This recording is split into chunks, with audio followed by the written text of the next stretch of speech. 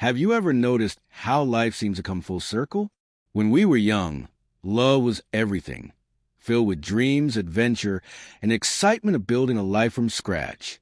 But as we get older, after decades of living, raising families, and navigating countless experiences, love takes on a quieter, more reflective meaning. And for those of us over 60, remarriage is no longer just a celebration of romance. It's a decision with serious consequences that ripple through nearly every part of life. Many people think about remarriage with a simple, light-hearted mindset, believing it's only about companionship and filling a quiet house. But as reality often proves, there are deeper, more complicated truths lurking beneath the surface. Truths that many don't see until they've already walked down the aisle and find themselves facing problems they never expected.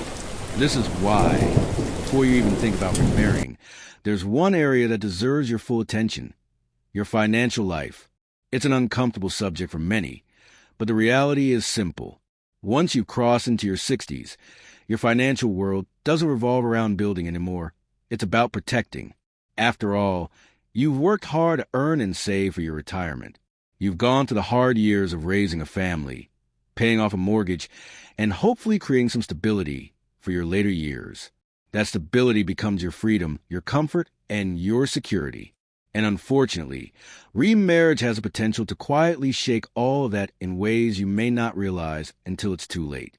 People assume marriage is a personal matter, a decision made from the heart. But the law views marriage as a contract. And that contract carries financial consequences that can surprise even the most cautious people. Take something as basic as Social Security. Many older adults rely on Social Security as a key part of their monthly income, whether it's through their own work history or through spousal benefits. What many don't realize is that if you are receiving benefits based on a previous marriage, whether you're a widow or divorced, those benefits can disappear the moment you remarry. For instance, widows or widowers who are receiving survivor benefits often lose them after remarriage, especially if it occurs before the age of 60. Even after 60, remarriage can alter how much you receive or what you qualify for, especially when dealing with divorced spousal benefits. Imagine depending on those payments to help with groceries, utilities, or medical bills, only to have that safety net vanish because of a new marriage. It's happened to countless people who only realize the impact after signing a marriage certificate. But it doesn't stop there. Many older adults have pensions or survivor benefits from previous employers or through their late spouses. Often, those benefits come with strict rules that change dramatically upon remarriage. For example, certain survivor pension payments are designed to continue only while the recipient remains unmarried. Remarry, and suddenly those monthly checks stop arriving, leaving you scrambling to adjust to a reduced income. Robert, a soft-spoken 72-year-old from Michigan, learned this lesson the hard way. After losing his wife of nearly 50 years, he spent several years alone before meeting someone special. He believed love would bring warmth and joy back into his life, which it did. But financially, it brought unexpected hardship.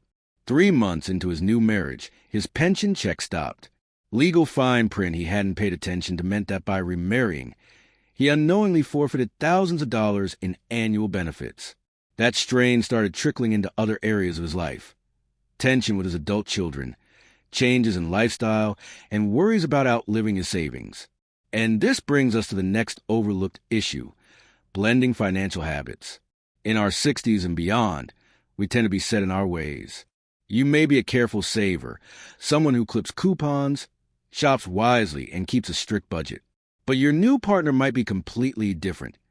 Someone who enjoys spending freely, who has debts you didn't anticipate, or who mismanages credit without thinking twice. It happens more often than you'd think. Even if you decide to keep separate accounts, remarriage changes legal rights and responsibilities in many states. Debt acquired during marriage can become a shared responsibility. Even if you never spend a dime of your partner's money, you might still find yourself responsible for their medical bills or liable in situations where you thought you were protected. Many couples walk into marriage assuming they will keep things separate, only to learn that under certain state laws, your spouse automatically gains rights to your assets or responsibilities for your obligations. It's also important to remember that remarriage doesn't just affect you. It impacts the people you love, especially your children and grandchildren. Estate planning becomes much more complex the second time around. Without proper legal protections, a new spouse can unintentionally or intentionally redirect assets that you always intended to go to your children. Some states have elective share laws, which give a surviving spouse automatic rights to a portion of the estate, regardless of what a will says. This means that unless you have clearly structured your estate, your children could receive far less than you planned, or even be cut out completely. A heartbreaking example of this is what happened to Janice, a 70-year-old grandmother from Florida. After remarrying, she passed away unexpectedly, thinking her previous will protect her children's inheritance. But state laws and the absence of a new estate plan meant her new husband had first rights to her assets. Years of careful saving, a house intended for her grandchildren, and family heirlooms all ended up in the hands of someone who hadn't been part of her life until much later. Her children not only mourned the loss of their mother, but also had to fight legal battles just to retrieve a fraction of what should have been theirs. No one enters a marriage hoping to create future battles, but without preparation, it happens all too often. That's why financial advisors and estate planners strongly recommend setting up prenuptial agreements before remarrying, especially after 60. While the word prenup may sound cold or even unromantic, the truth is it serves as a protective shield, not just for you, but for your family. It allows you to define what remains separate, what stays within the family, and how to fairly divide assets in the event of death or divorce. It doesn't mean you don't trust your partner. It means you value the stability and security you've worked a lifetime to build. There's also the issue of healthcare costs. As we get older, medical bills become a significant part of life. Many people don't realize that remarriage can affect Medicaid eligibility, especially when applying for long-term care. Your partner's income and assets can be factored into your eligibility, meaning you might no longer qualify for assistance you would have received as a single person. The same applies to healthcare premiums, prescription costs, and even decisions about medical care. Do you really want your new spouse making critical healthcare decisions? Or would you prefer to keep certain powers of attorney designated to your adult children? These are difficult but necessary questions to ask before walking down the aisle again. Another hidden financial impact is taxes. Filing jointly after marriage could push you into a higher tax bracket, increasing your annual tax bill. For those on a fixed retirement income, this can lead to unexpected reductions in disposable cash. Furthermore, remarriage can change property ownership rights, complicate capital gains tax situations if you decide to sell a family home, and trigger new insurance requirements. And while many couples hope to avoid these uncomfortable conversations, burying your head in the sand won't protect you from the consequences. Love can fill your heart, but it won't pay your medical bills, cover long-term care costs, or ensure your children's inheritance stays intact. The wisest couples take a step back and have frank, honest discussions before committing. They meet with financial advisors, review Social Security options, examine pension rules, consult estate lawyers, and make decisions with open eyes rather than rose-colored glasses. If you've made it this far, you already understand something important. Marriage after 60 is not the same as marriage in your youth. It carries a weight of responsibility that goes beyond simple companionship. You deserve love, you deserve happiness, but you also deserve to keep your independence, your security, and your family's future protected. Because at this stage of life, happiness isn't just about feeling good today. It's about safeguarding your peace of mind for all the tomorrows still to come. When people over 60 think about getting remarried, they often imagine companionship, laughter, and quiet moments shared with someone who understands their life experiences. They imagine walks in the park, dinners for two, and someone to hold their hand through the ups and downs of aging. But what many don't realize until they're already committed is that remarriage is never just between two people. It's between two families. And sometimes those families come with expectations, histories, and emotions that are much more complicated than anyone expects. This is the part that sneaks up on many seniors. The silent emotional battles, the shifting dynamics between parents and children, the invisible tug-of-war between love for a new partner and loyalty to the family you've built over decades. If you ever wondered why some second marriages after 60 seem to start with joy but end with sadness or division, the answer is often hidden within these family dynamics. When you're in your 60s, 70s, or beyond, you are not entering a marriage from a blank slate.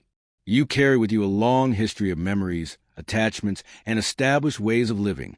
And so does the person you're marrying. You have children who have seen you go through life, who remember your younger years, who probably watch you love your previous spouse, whether through a happy marriage or a difficult divorce. They've seen you in roles that have shaped them: provider, caregiver, protector. And when you introduce someone new into your life, it can stir up emotions in your children that neither you nor they expected.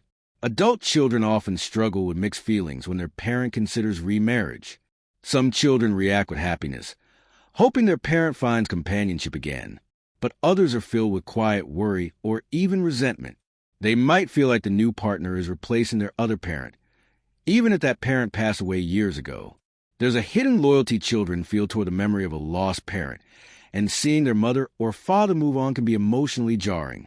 They might wonder if the love they knew growing up is now being rewritten or erased. One common scenario happens when the new spouse unintentionally changes family routines.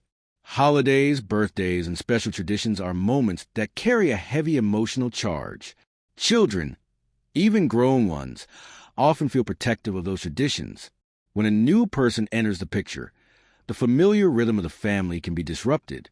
Thanksgiving dinners that were always held at your house may now involve your new spouse's family. Grandchildren who are used to a certain way of celebrating Christmas might feel out of place when new traditions are introduced. These shifts, though seemingly small, can trigger resentment and confusion in families, especially when those changes happen quickly or without discussion. Take Susan, a 68-year-old retired teacher who remarried after a decade of widowhood.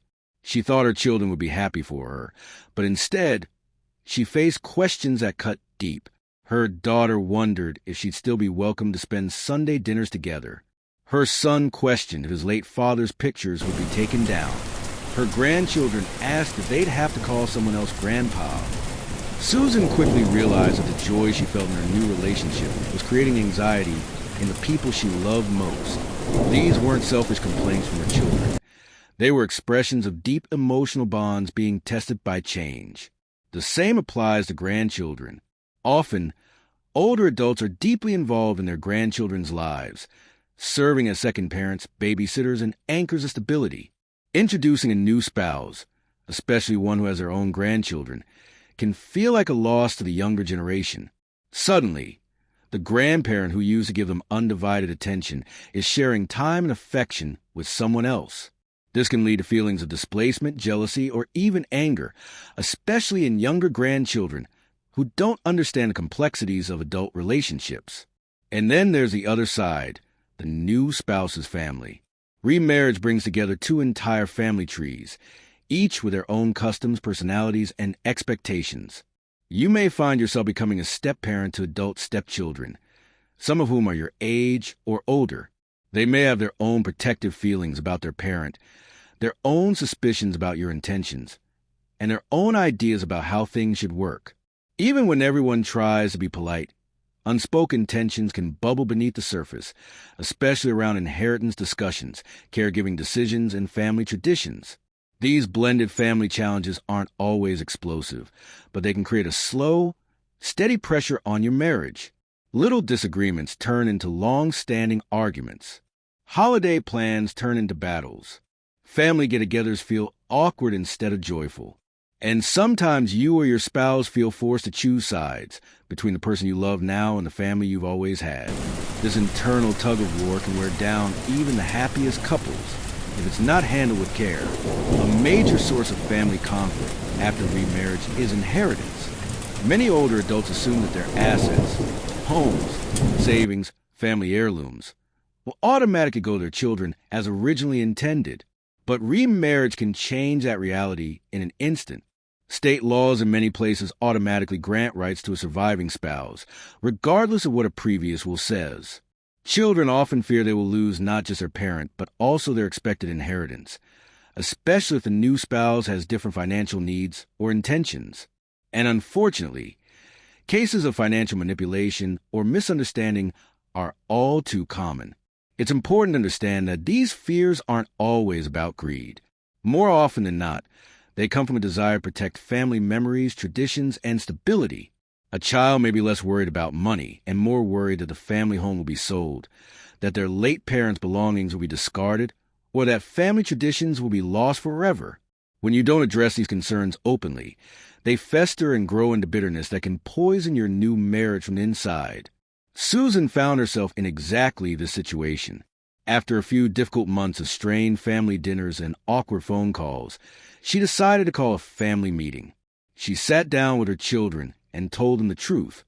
She wasn't replacing their father. She wasn't erasing their family history.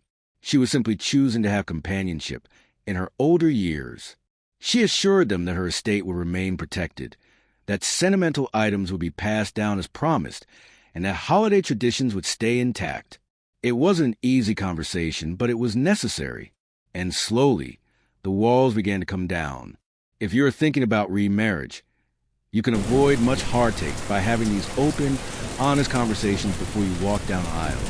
Sit down with your children. Reassure them about your intentions. Listen to their fears without judgment. Explain how your finances will be handled, how traditions will be respected, and how your love for your new spouse will not replace the bond you share with them. Let them be part of the process, not just spectators of your decision. Sometimes, adult children just want to know they aren't being pushed aside. It's also wise to have these discussions with your future spouse. Talk openly about how you both intend to blend your families. Discuss how holidays will be managed, how family events will be organized, and how you'll both handle conflicts if they arise. Establish ground rules about financial responsibilities, inheritance, and caregiving roles. Being proactive about these topics doesn't kill the romance. It strengthens it by reducing future stress and misunderstandings. Another key strategy is to work with a qualified attorney to update your will, create trust if necessary, and consider a prenuptial agreement. While these legal tools may seem cold, they protect your family relationships by reducing ambiguity. When everyone knows what to expect, there's less room for suspicion, jealousy, or resentment. Clear, fair planning helps everyone feel secure, your children, your spouse, and you. It's equally important to accept that not all family tensions will vanish overnight. People need time to adjust to change, especially when it comes later in life. Patience, empathy, and consistent communication are your greatest tools. You may encounter rough patches, disagreements, or even temporary estrangement, but with compassion and honesty, many of these wounds can heal over time. The truth is, family relationships are deeply rooted in emotion. You are not just changing your own life when you remarry, you are shifting the emotional landscape for everyone connected to you. Ignoring this reality can turn remarriage into a painful journey, but recognizing it, addressing it, and planning for it can make your second marriage a blessing not just for you, but for everyone in your life. So before you say, "I do" again, ask yourself, have you prepared your family for this change? Have you protected their emotional and financial interests? Have you clarified your intentions? If you can answer yes, then your next marriage has a far greater chance of bringing joy, peace, and harmony into your life. Because after 60, life should be about ease, comfort, and happiness, not family drama and silent resentment. In our next part, we'll shift from external dynamics to internal reflections. What happens inside your heart and mind when you remarry after 60? What are the emotional shifts that people rarely talk about? Many people are surprised to discover that the emotional expectations they bring into late-in-life marriage are very different from what they experienced in their youth. Stay with me, because the next truth we uncover may be the most personal of all, the truth about what really makes us happy in our later years. There comes a quiet moment in life, after years of experiences, where you stop chasing and start cherishing. After 60, marriage shifts away from ambition or obligation. It becomes about peace, companionship, and finding someone who complements, not complicates, your life. Yet, too many people step into remarriage believing it will feel like it did in their 20s, forgetting how much they themselves have changed. One of the greatest unspoken truths about late-in-life relationships is how different your emotional expectations are. You're no longer building a home, raising children, or climbing a career ladder. You've already lived a full life with habits, routines, and little personal rituals that make you feel content. Marriage now is about blending two fully formed lives. not starting one from scratch. And that's where many unforeseen challenges begin. Think about it. By now, you likely have your own way of doing things. A morning routine you love, hobbies you cherish, quiet afternoons you look forward to. Introducing another person into that peaceful rhythm can sometimes feel like an intrusion rather than a blessing. You might think you're ready to share everything, but soon realize you miss your quiet reading time, your space, or your ability to make spontaneous decisions without checking in with someone else. It doesn't mean you don't love your partner. It simply means you value your independence. Harold, a 75-year-old who remarried after losing his wife of 50 years, quickly discovered this hidden struggle. He loved his new partner dearly, but adjusting to her different lifestyle preferences was harder than expected. She liked bustling mornings. He enjoyed slow starts. She wanted to travel constantly. He preferred the comfort of his home. What they thought would be effortless companionship turned into delicate negotiation, one that took patience and self-awareness to balance. Another emotional layer to remarriage after 60 is the quiet presence of past relationships. Memories don't vanish. Habits from decades of marriage linger. You may find yourself comparing your new partner to your late spouse, or they may carry old scars from a previous marriage. Sometimes those emotional shadows sneak up at unexpected times, creating misunderstandings or moments of sadness. Love after 60 isn't about forgetting the past. It's about making peace with it and learning to cherish the new without discarding the old. Perhaps most surprising of all is how happiness itself takes on a new meaning. When you were younger, happiness might have meant building something grand, chasing dreams together, or constantly planning the next big thing. But now, happiness is quieter. It's about comfort, safety, companionship, and respect. It's about having someone hold your hand during doctor's appointments, to laugh with over simple dinners, and to sit quietly beside you on lazy afternoons. This shift in perspective means you need to ask yourself honest questions before remarrying. Are you seeking companionship or rescue yourself from loneliness? Do you want to share everything or simply enjoy occasional moments together? Is living together essential, or would a committed but separate arrangement serve you better?